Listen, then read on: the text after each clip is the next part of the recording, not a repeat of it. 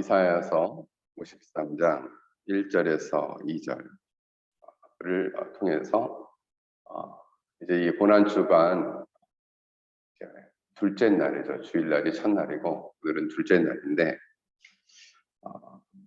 예수님의 고난의 의미에 대해서 살펴보고자 합니다. 이사야 선지자는 예수님이 오시기 전 700년 전에 말씀을 전하던 선지자였습니다. 이사야서는 총 6장으로 되어 있는데 1장에서 39장까지가 1부고 40장부터 66장까지가 2부입니다. 1부는 이스라엘과 열방을 향한 하나님의 심판의 메시지와 그들에 대한 경고를 담고 있고 40장부터 66장까지는 그들이 죄를 회개하고 돌아왔을 때에 그들을 용서하시고 구원하시고 회복시키는 내용을 담고 있습니다. 그러니까 이사야서 전체가 굉장히 이 내용상으로 볼 때는 거의 완벽하리라 만큼 균형을 이루고 있다.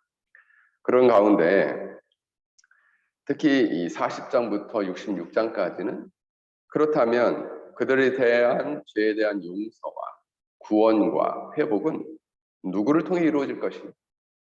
바로 메시아이신 그리스도를 통해 이루어질 거라는 예언을 담고 있다는 겁니다. 특별히 53장이 가장 확실하게 그분이 누구냐? 그분은 이 땅에 와서 어떤 모습으로 많은 사람들의 죄를 담당하고 어떤 모습으로 그들이 죄를 회개했을 때 용서하시고 그리고 어떤 모습으로 그들을 구원하시고 회복시킬 것인가에 대한 전반적인 내용을 다 다루고 있다는 겁니다.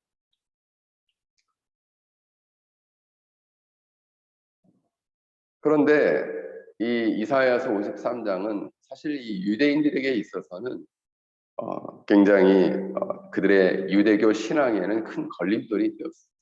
왜냐하면 그들은 예수님이 하나님의 아들이라는 사실과 역사적으로 나사렛 예수가 메시아라는 사실을 받아들이지 않았기 때문에 매우 고통스러운 장이었습니다.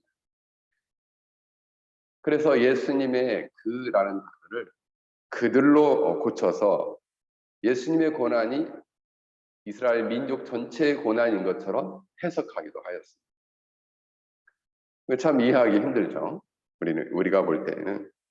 그러나 놀랍게도 이 이사야서 53장은 살아있고 운동력이 있어서 신앙이 전혀 없는 사람들도 이 이사야서 53장을 읽고 돌이켜서 그리고 주님을 만나는 그래서 유대인들 중에서 개종되고 변화가 되는 그런 일들을 통해서 유대인들이 매우 당황하게 됐다는 그러한 일화가 있습니다.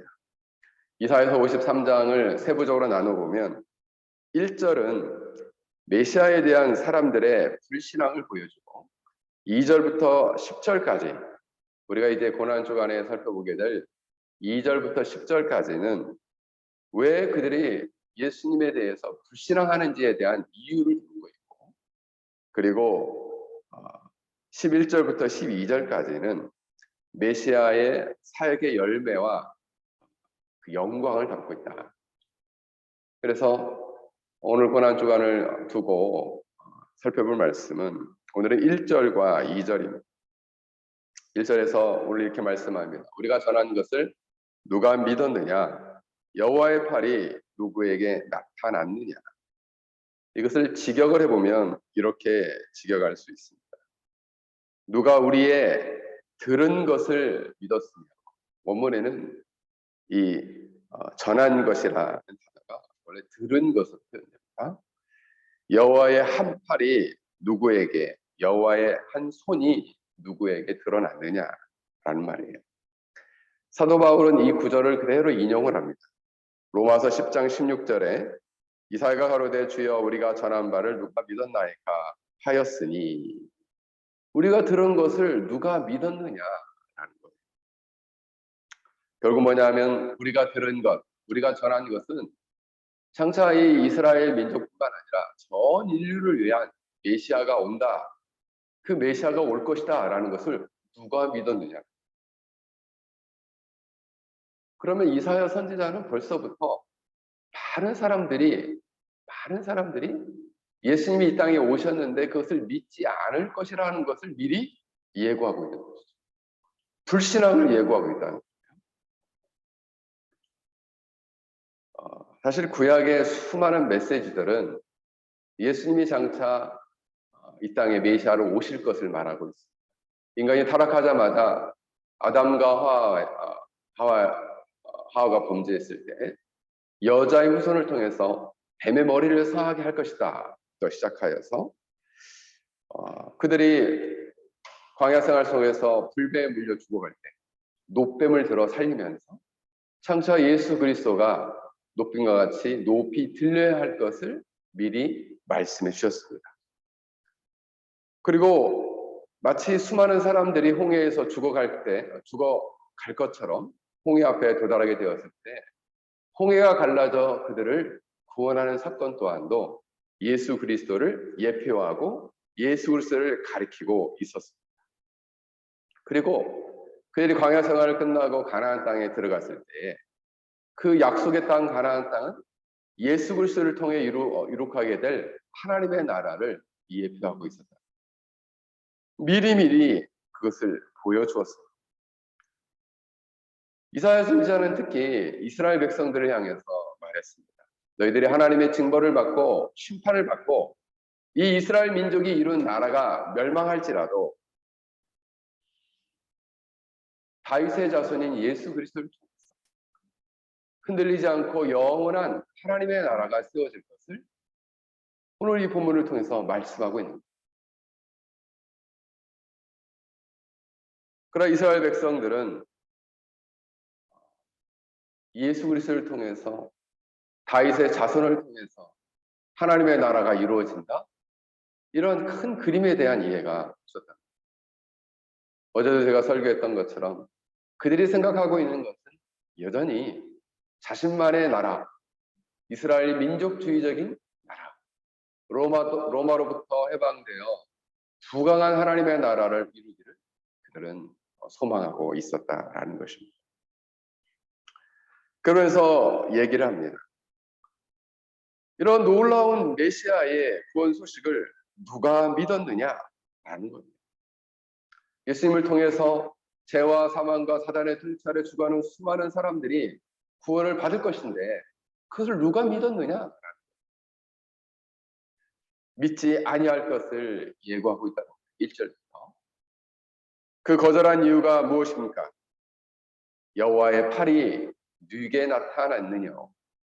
이 말은 하나님의 손 또 하나님의 능력이나 가호가 함께한다라는 의미인데 그 여호와의 팔이란 말은 즉 구원의 능력, 하나님의 손으로 통해서 그들을 구원하는 그 능력이 오직 하나님으로부터 날 것인데 그 여호와의 구원에 있어서 여호와의 권능을 누가 알아볼 것이냐.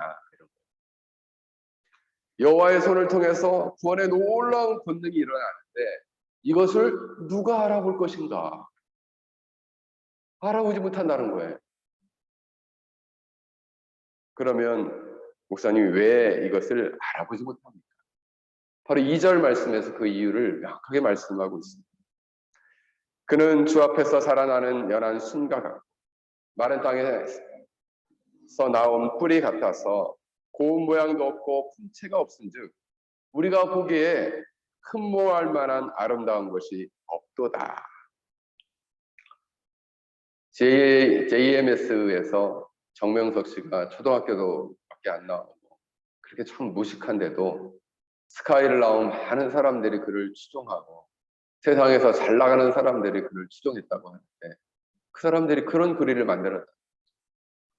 봐라, 이렇게 고운 모양도 없고 연한 순과 같은 이 사람이 제2의 메시아다라고 얘기했다는 거예요. 그것을 또 홀딱 넘어간 사람들이 지금도 수만 명이 된다니 얼마나 안타까운 일입니까?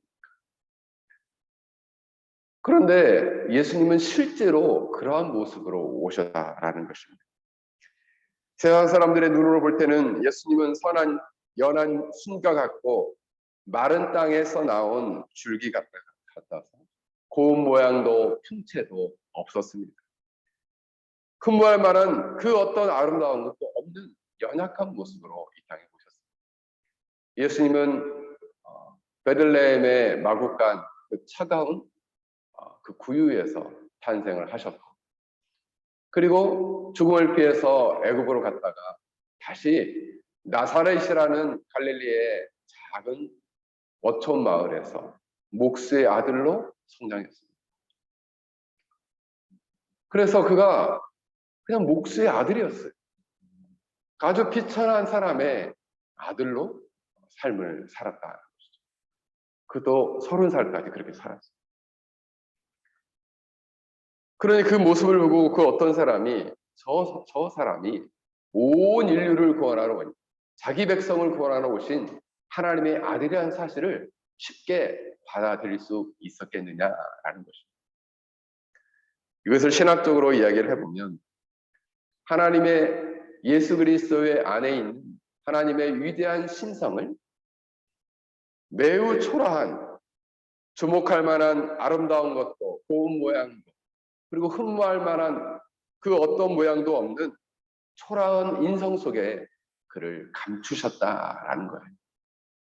그래서 너무나 초라한 모습 속에 하나님의 위대한 신성을 감추고 계셨기 때문에 그것을 누가 볼 수 있겠느냐, 그 안에 있는 구원의 능력을 누가 알아보겠느냐라고 한다는 것이죠. 그런 목사님, 그 외모를 보고 과연 알아볼 사람이 있습니까? 아니요. 알아볼 사람이 없으니 그 예수님은 그러한 모습 때문에 거절당하고 멸시당하고 고난당하고 그리고 세상의 핍박에 직면했다. 그래서 빌립보서에서 이렇게 말합니다. 예수님은 근본 하나님의 본체이시나 종의 형체를 가져 사람의 모양으로 나타나셨습니다. 라고 말씀하고 있습니다. 그래서 오직 무엇만이 그 어떤 사람만이 초라한 그의 모습 속에서 위대한 하나님의 신성을 발견하고 메시아로 받아들일 수 있는가? 영적으로 눈을 떠서 바로 믿음의 눈을 가진 사람만이 그 초라한 모습 속에서 온 땅을 구원하러 오신, 온 세계를 구원하러 오신, 자기 백성을 구원하러 오신 메시아를 발견할 수 있었다라는 사실입니다.